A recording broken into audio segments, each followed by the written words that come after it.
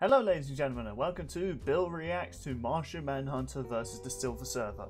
After the pretty popular reaction to Dimitri vs Guts and how well it was received with me adding the analysis, I decided to react to the analysis again for this fight. Now this is a fight I wasn't too sure of at first, like when it was revealed after the last episode. I was a little gutted we didn't get Martian Manhunter vs Piccolo because that was my preferred for Martian Manhunter and Piccolo, but there's a uniqueness to this sort of fight that I actually kind of think, you know what, this is a good pick. Of course, I'm still rooting that they eventually do Martian Manhunter vs Piccolo in the future. I mean, can't really think of anyone else that Piccolo could fight. So, I'd like to hear your thoughts on who he could fight in the future death battle. So, if you saw the lad's prediction, we're all going for Silver Surfer. I think it's kind of interesting. They're both even on so many things, but I think the power cosmic that the Silver Surfer has will guarantee him a win. It can heal him. He's immune to telepathic attacks, like mental attacks basically, which that's kind of a thing Martian Manhunter can do, and that's kind of like his big play when it comes to fighting very powerful characters. It's even stated that he could wipe out the Justice League with it, but if you're against someone who's immune to those, then that sort of puts your ace in the hole out of the picture. But of course, there's probably something that's happened in the Rebirth series, or maybe even the very newer comics that Martian Manhunter could do, and Silver Surfer can't match it. So I'm going to react to the analysis, and then we'll see who wins in the fight. I'm looking forward to it. This episode of Death Battle is sponsored by Netflix's One Piece and Shady Rays. Death Battle, I love you as a channel, but I am not watching the live action One Piece. I've seen the trailer, not for me. Alright, Martian Manhunter, what have you got? For as long as mankind has looked upon the night sky, the stars have beckoned the brave to search the unknown and explore its endless wonders. Like Dr. Solerdell, who's kind of a doctor in the same way Dr. Pepper's a doctor. This guy's got a formal education, but that didn't stop him from messing around with some ancient... I was going to say, I don't know who this character is, but he kind of looks like an Eggman character. The Cardell summoned a real-life Martian right before his very eyes. So remember, kids, when in doubt, just push buttons. Never fails. The mysterious and powerful alien known as John Jones, the Martian Man. This is actually his origin? I wasn't aware of this. They can also shoot lasers from their eyes, fire psionic blasts, turn invisible, and phase. They're kind of glossing over. Green Lantern constructs and force fields that Superman couldn't. It kind of seems like they're just glossing over Martian Manhunter's story. This display of awe-inspiring power overwhelmed Dr. Erdell's poor human heart and caused him to die in the Martian's arms. Damn! Well, at least he accomplished his goal before he bit the red dust, right? Anyway, Seriously, I was not aware this was the origin of it. I thought he was just an alien that came to Earth. Recently deceased detective named John Jones. God, what a crazy coincidence, comic book writer. Yeah. And John definitely holds his own in the supergroup. He won Yeah. Earth alongside Wonder Woman and Superman, who has stated that of Yeah, all this. beings in the known universe, he would be afraid to fight John. And he Yeah, the moment Superman says he's scared of Martian Manhunter, He's manhandled Ultraman, who's basically evil Superman. of course there's another evil Superman. Who can shatter reality with his punches, and is also evil Superman from... Yeah, there's a lot of those. the King Angel, and he once made Mr. Mixel Mr. Mixed Pickles. Whatever. Anyway, Honestly, that is like me with this character. I can never say his name. say it forwards, and he once outthought Perpetua from the Omniverse. Who's that, you ask? Oh, just a freaking creator of the entire multiverse. She's Ah. basically the god of everything. Jean needed to connect his consciousness with everyone on Earth before Perpetua could catch up. He pulled this off by using his mental abilities within the span of Planck time. Literally the smallest possible measurement Oh. of time. In the time it takes you to count to 1, Jean could count to 1 and fly across the universe and back over 200 sextillion times. He outthought God. He's a faster thinker than God. That's And it didn't end actually kind of interesting. there. Walked away with, and not just literal fire either. John was once tricked into just thinking he was surrounded by fire, and that was enough for him. Even still, Jean has How does that work? He's fought enemies. What are you doing? I heard what you said. The fire exist in your head. I'll be living God. Another win. God damn it, Boomstick. Who run the Green Lantern Corps feared that the Martian race could become too strong, so they programmed the Martians with that genetic weakness to fire. Wow. John was able to survive the fiery curse by cutting off his mental connection to his people, including his family. Unfortunately, his wife, Myria, and their daughter couldn't live with the isolation, and he had no choice but to watch them give in and burn. Yeah. Damn. Racked with grief and survivor's guilt, Jean was left to wander. Man, how much survivor's guilt are we going to get this season from characters? Being shape-shifting into his lost loved ones to convince himself they were still alive. Oh my God. Jesus, John. That is so sad. Yeah. Undoubtedly shaped who Jean is. John In is... fact, the trauma he held on John to has lost so from much. the literal grief and telepathy were so strong, he prevented an entire race of people from moving on to the afterlife. Jesus. John could return to Mars and release those souls by finally letting go. And not to forget them, but to embrace his new life and his new home. A place he would defend time and time again to make sure the Earth never suffers a fate similar to Mars. To experience all of that, to truly know what it feels like to be alone in the vast universe, but continue to use your wisdom and power to help those in need, is what makes the Martian Manhunter such a noble hero. On a planet packed with other incredible heroes, John really has set himself apart. He's risen through the ashes and emerged, the heart and soul of the Justice League. Oh, that was actually kind of a sweet end analogy. Like, seriously, that was really well written, that last analogy. Mr. Red offered to leave his home behind, become Galactus's herald, and seek out new planets for him to scout. Yeah. As Galactus agreed to the deal, he imbued It's kind of interesting because Galactus also doesn't like destroying planets and eating them. It's kind of a curse for him. Tubular name. 2 for 2. Wow, It's just something he has to do to survive. Fantastic Four, the Surfer turned against his overlord and saved the Earth from being eaten. But even after all that, Galactus just let the Surfer keep his powers. At any point, he could have just taken them back. Being the source That's actually kind of a good point. Yes, he could. But Galactus has continued to let the Surfer have the power cosmic out of respect for his... Oh, okay, that makes more sense. That's the kind of respect I'm asking. I thought it was just basically Ever since those dumb events villain took place trope. with Galactus, and he can even control elements, not just Earth, wind, and Nice reference. boogie wonderland like gravity and the weather. Oh, damn. power and energy inside Sean never brought up all this.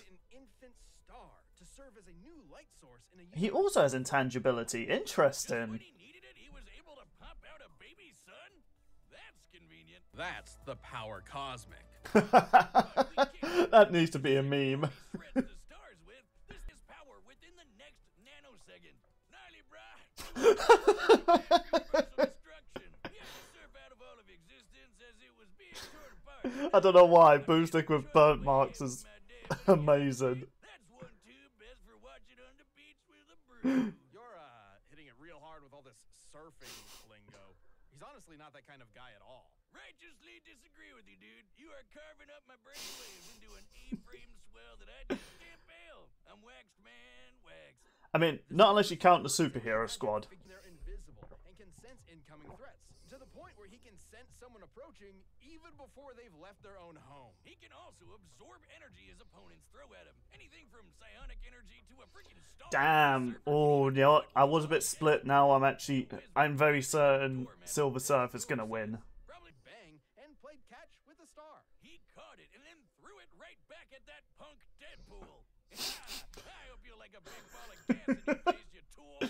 Okay, I need to look up that comic book. Live has said that His sacrifice, which was ultimately done in vain, because it doesn't seem to matter what the Surfer does. Zenla is destined for destruction. At this Aww. point, his home world has been destroyed 4 times over. despite it all, this tragic hero still manages to take everything in stride as he surfs the stars and fights tirelessly to preserve every being's right to live.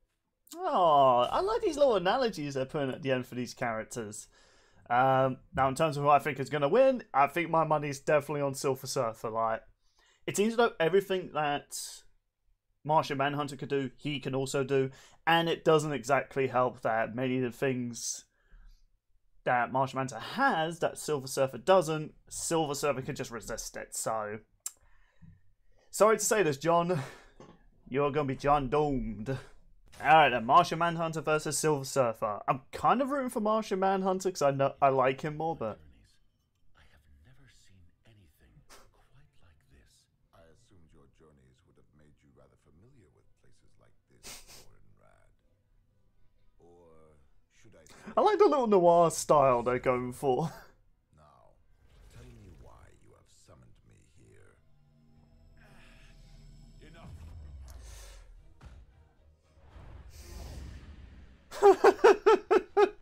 Okay, I like that little style of opening. Okay, now it's normal.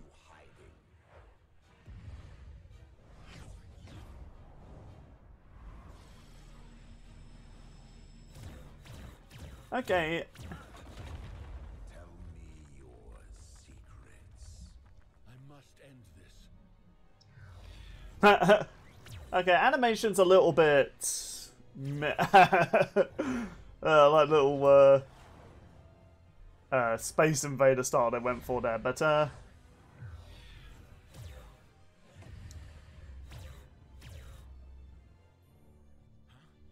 it's There's no use in hiding. I can feel your presence.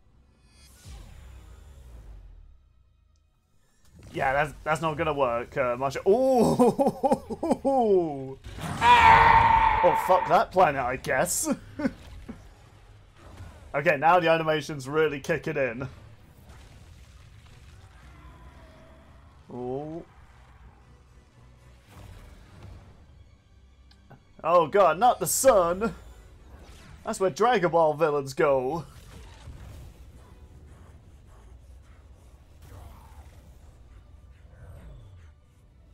Nothing can best Martian might. Your will is admirable, but will alone is not enough.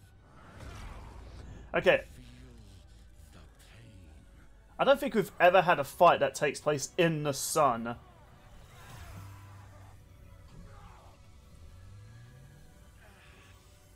and I possess the same knowledge. That only one of us can survive, and we know not why. Oh, You can live with the uncertainty.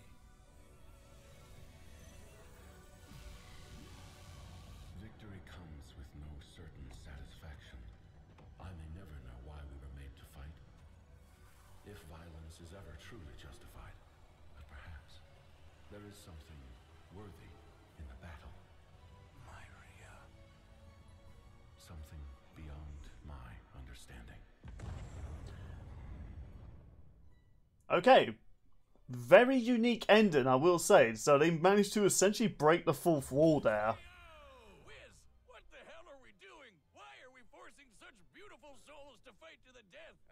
Both the Silver Surfer and the Martian Manhunter were two extraordinarily powerful beings. Pretty underwhelming episode, to be honest. Or fight, I should say. Both had Cowman played on the Surfer's guilt and pretended to be his lost love. The Surfer saw right through it, and he escaped the Supreme Intelligence's mind when it was using a frickin' Mind Stone. These two could have Makes sense, really. Make that happen thanks to the seemingly endless well of energy that is the power cosmic. Is Silver Surfer dabbing? Surfer had to wave goodbye. Bodacious, Cowabunga, Hang Ten, Ninja Turtles. The winner is the Silver Surfer. Okay, that was really funny. And yeah, I kind of expected that.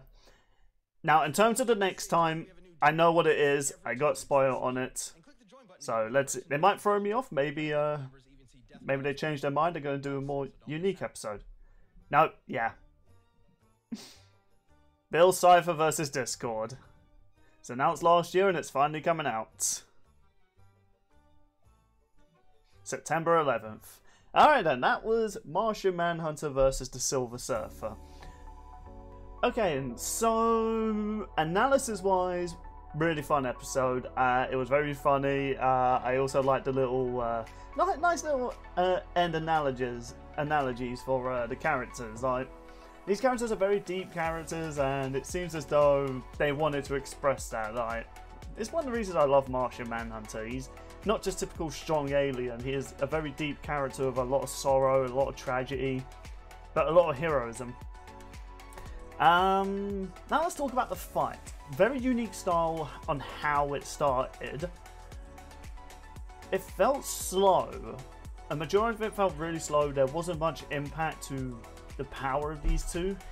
And in all honesty, the death was not only so dragged out, it also just didn't have a good payoff.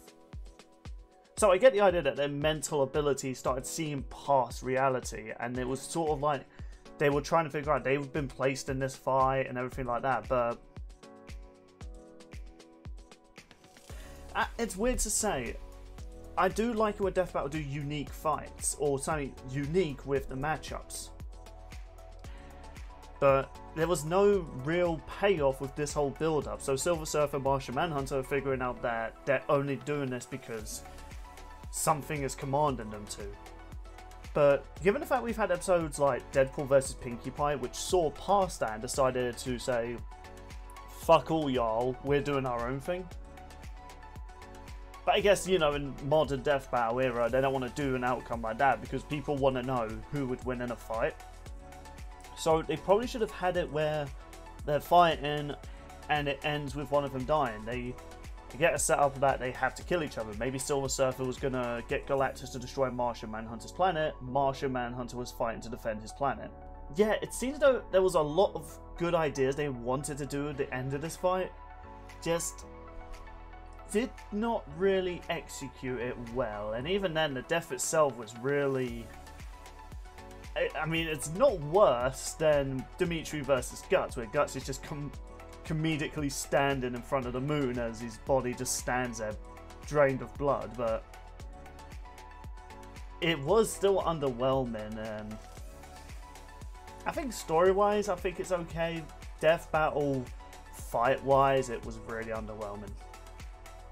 But the next time, I have been kind of spoiled on Bill Cipher versus Discord. Apparently it was announced on the podcast, and it was accidentally spoiled to me by a friend, so yeah, so that was unfortunate, but it didn't destroy my excitement for the next time. Bill Cipher is one of my favourite villains in Disney, and I was really excited to rewatch Gravity Falls again, to get an idea of how powerful this character was. And now, as far as Discord is, I'm not too familiar with him, aside from the fact he's one of the most powerful villains in My Little Pony. I don't watch My Little Pony though. I have pride. Call that whatever you will. I've seen clips of My Little Pony. It has a few funny lines, but that doesn't mean I want to really watch a show that's mainly aimed towards girls or little children. Now, that might seem hypocritical, so I watch lots of things that are mostly targeted towards children, but I think it just could be my inner manly side. Just watching something that's clearly made for little girls and trying to enjoy it. I don't know. I feel there's a bit of insecurity that kicks off whenever that appears. But, you know, I have seen little bits of My Little Pony. It's not really for me, but it has a bit of humour in it that I could say, you know what, I can see why people like it. But, hey, it's going to be interesting to see him at Death Battle, and if, depending on the guest we get for the next Let's Discuss Death Battle, they could shed some light on just how powerful Discord is, because we got to vaguely talk about him in the crossover with the Probus cast, but that was about it, really. With all that said and done, what did you think of this episode? Did you think it was really good? Did you think that in the end it was a bit too overdramatic and underwhelming like I did? If everything's said and done, thank you all so much for watching, and stick around. I'll have more content like this in the future. Farewell, everybody.